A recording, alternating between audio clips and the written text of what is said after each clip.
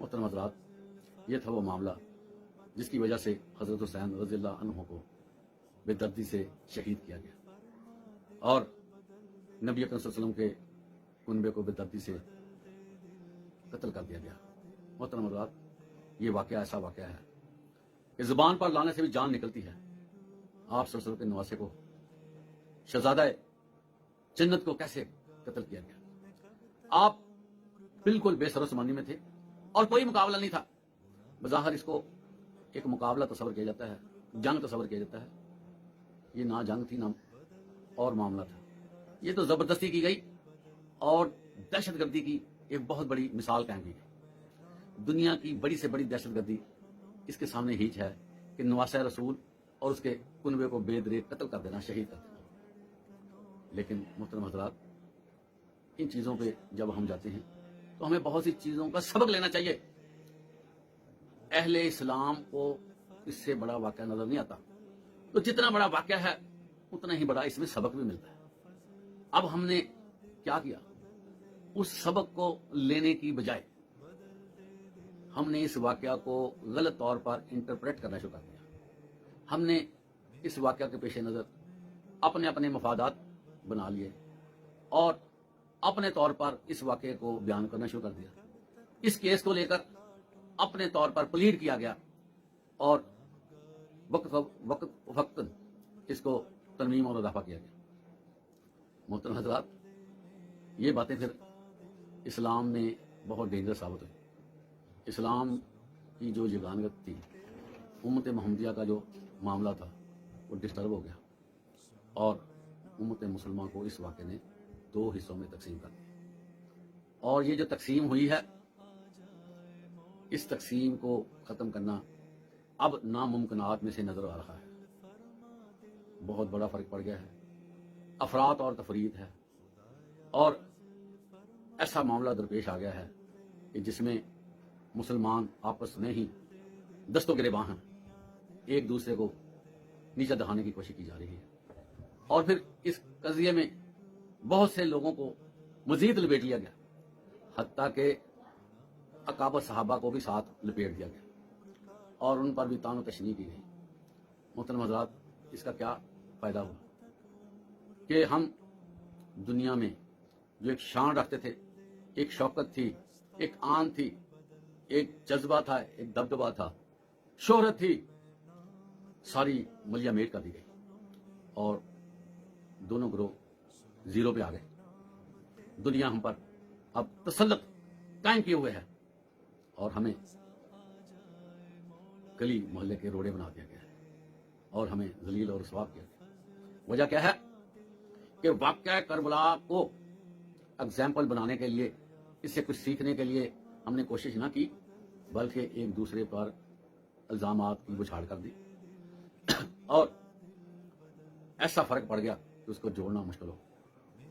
محترم حضرات، آپ رضی اللہ عنہ نے اور آپ کے قبیلے نے جو شہادت حاصل کی ہے، وہ ہمارے لیے ایک بہت بڑی مثال ہے کہ دنیا میں انہوں نے اس کو بچھونا نہیں بنایا، دنیا کو ہی سمیٹنے کا انہوں نے قصد نہیں کیا، بلکہ دنیا کی پرواہ نہ کی اور حق بات کے لیے اپنی جان کا نذرانہ پیش کر دیا۔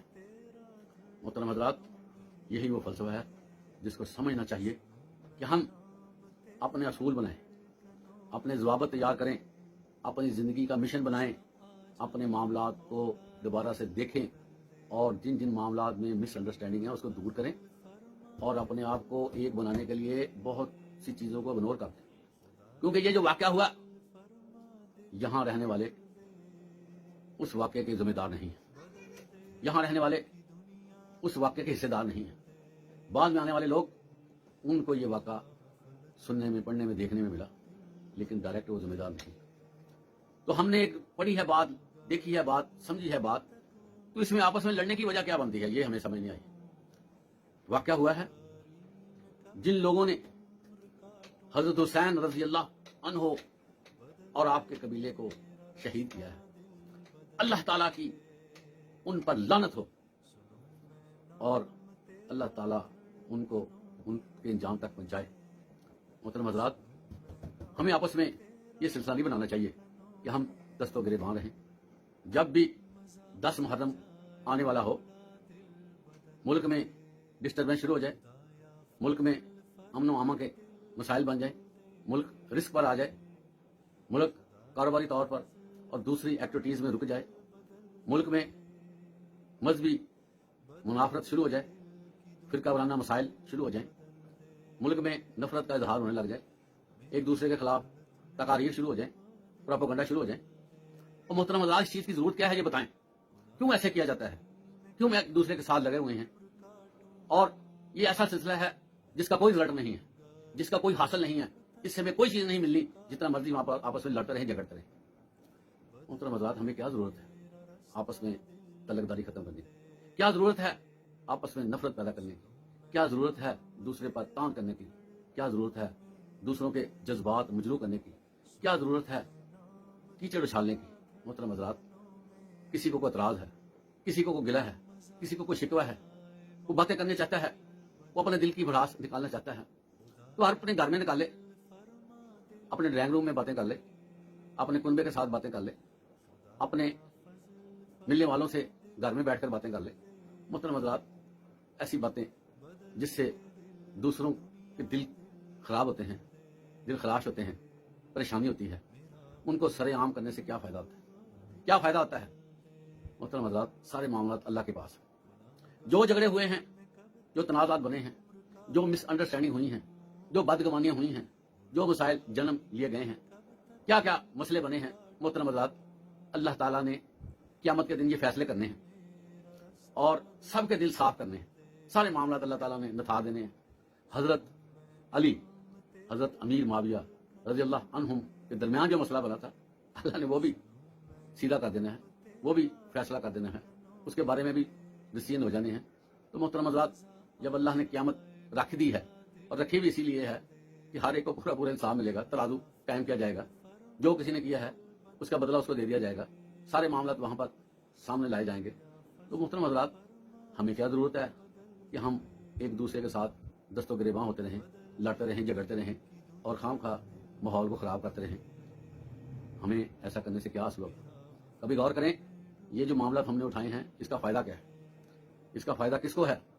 کیا ملے گا ہمیں اس طرح کے کام کرنے سے، نفرتیں پیدا کرنے سے اور خام خواہ مخالفانہ تقریریں کرنے سے؟ کیا ملتا ہے سوائے اس کے کہ بہت سو کا اس کے ساتھ روزگار ہے، اور کیا ہے اس میں؟ اور روزگار کی خاطر ہی یہ سارے معاملات کو آگے بڑھایا جاتا ہے اور بات کو ٹھنڈے نہیں ہونے دیا جاتا کہ نہیں، اگر ٹھنڈے ہو گئے تو ہمارے چولہے بجھ جائیں گے، ہمیں نقصان ہوگا، جس کی وجہ سے یہ معاملات اٹھائے جاتے ہیں اور بار بار کیے جاتے ہیں. سوشل میڈیا کا بار بار استعمال کیا جاتا ہے کہ معاملہ کہیں ٹھنڈا نہ ہو جائے. محترم حضرات، کبھی غور کریں کہ ہمیں اس سے ملنا کیا ہے. کہ اللہ تعالیٰ نے ہم سے یہ سوال کرنا ہے کہ بتاؤ واقعہ کربلا کیا ہے، تمہاری کیا رائے ہے؟ یہ اللہ نے ہم سے پوچھنا ہے، یہ پہلے آپ فیصلہ کر لیں. کیا ہم اس بارے میں باؤنڈ ہیں، پابند ہیں کہ ہم اس کے بارے میں ذمہ دار بنیں؟ محترم حضرات، اللہ تعالیٰ نے کلیئر کٹ یہ فرما دیا ہے کہ جب تمہیں کوئی نقصان پہنچے، کوئی غم تکلیف آ جائے، کوئی چیز ہاتھ سے نکل جائے، چھپ جائے، مہنگی سے مہنگی چیز بھی تمہارے پاس نہ رہے، تو کیا کہو؟ انا للہ و انا الیہ راجعون. ہم حضرت حسین رضی اللہ تعالیٰ عنہ اور آپ کے کنبے کی شہادت پر بھی یہی کہتے ہیں، انا للہ و انا الیہ راجعون. اور انشاءاللہ اللہ تعالیٰ حضرت حسین رضی اللہ تعالیٰ عنہ کو بہت عمدہ مقام عطا فرمائے گا، اور جتنی بڑی آپ نے قربانی دی ہے اللہ اس کو آنر دے گا. تو اللہ کے ہاں ساری چیزیں ہیں، ہمیں ضرورت کیا ہے؟ آپ خود ہی مجتلم ہوتے رہیں، خود ہی ماحول کو خراب کرتے رہیں. محترم حضرات، کسی کے پاس کوئی ٹائم نہیں. ذکر کریں اللہ کا، قرآن پڑھیں ترجمے کے ساتھ، آپ صلی اللہ علیہ وسلم کی سیرت کی باتیں کریں، جو اللہ نے معاملات بتائے ہیں اس پہ چلنے کی کوشش کریں. دین ہمارا سادہ ہے، اس میں کامیابی آسان ہے. آپ علیہ الصلوۃ والسلام نے یہ فرمایا کہ اہل ایمان کے پاس جنت ایسے ہی ہے جیسے بندہ اپنا ہاتھ اٹھا کے اپنے تسمے صحیح کرتا ہے. کتنی قریب ہے یہ چیز، ایک سیکنڈ میں ہمارے تسمے صحیح ہو جاتے ہیں. اسی طرح اللہ کے نبی فرماتے ہیں مومن کو اتنی جلدی جنت مل جائے. تو ہمیں تو جنت کے لیے کام کرنا چاہیے، ہمیں تو جنت کے لیے فکر مند ہونا چاہیے، ہمیں تو اللہ کو راضی کرنے کے لیے کوششیں کرنی چاہیے، ہمیں تو اللہ کا ذکر کرتے ہوئے اپنے مرتبے اللہ کے ہاں بلند کروانے چاہیے، ہمیں تو اللہ سے محبتیں کرنی چاہیے جہاں سے یہ ساری چیزیں ملنی. تو جب سب معاملات اللہ کے ہاتھ میں ہیں تو ہمیں کیوں اتنی پریشانی ہے کہ ملک کو ہم سیل کروا دیتے ہیں، ملک کی ساری سیکورٹی اسی کام میں لگ جاتی ہے، ملک کے معاملات سارے رک جاتے ہیں.